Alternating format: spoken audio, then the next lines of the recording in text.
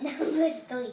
After the shaking stopped, did you notice any damage to any buildings, streets, etc.?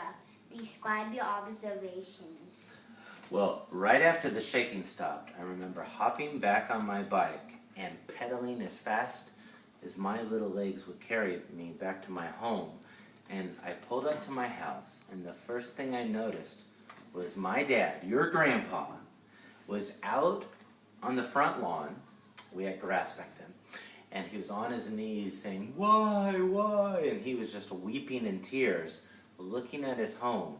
And I noticed we had bricks that were lining the front of the house, and they had all toppled down. There were huge cracks in the front of our home.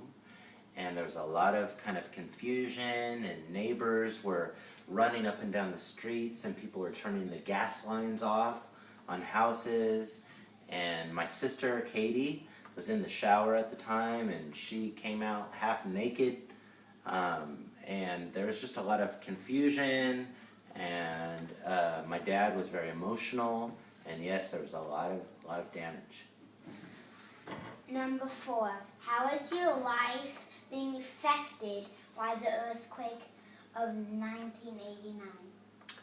Well, personally, my family, our house was pretty damaged during the earthquake. We didn't lose our home, but we had to take out a loan from the government to help repair the damage, and we had just moved into that house. I don't know if you know this one, but I grew up in Long Beach in Los Angeles, and we moved into that house about 2 months before the earthquake. And our kind of welcome to the neighborhood was this big earthquake, and we had to borrow thousands of dollars from the government to fix all the damage. And so obviously that's one way our life was affected. But I also remember feeling terrified of earthquakes ever since, and whenever I feel the shaking, I still feel kind of anxious, and I get heavy-chested. I still worry about it. Number 5. According to the U.S. Geologic Survey, there is 62% chance of another large earthquake occurring in the next 30 years. Do you feel prepared for another large quake? Explain. I honestly do not feel prepared for another large quake, and it has been fairly quiet since that '89 earthquake. So in my personal opinion, I feel like we're kind of due another one. I think one probably is coming one of these days. And now that I'm a father, I don't feel like I have all my ducks in a row. Like I don't have my kit ready.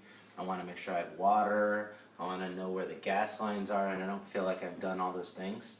So from you asking me these questions, it kind of is reminding me that as a dad and the man of the house and as a partner to your mom, that we kind of got to make sure we're prepared. And as of right now, I don't feel like we are. Thank you, boys. Thank you. This was wonderful.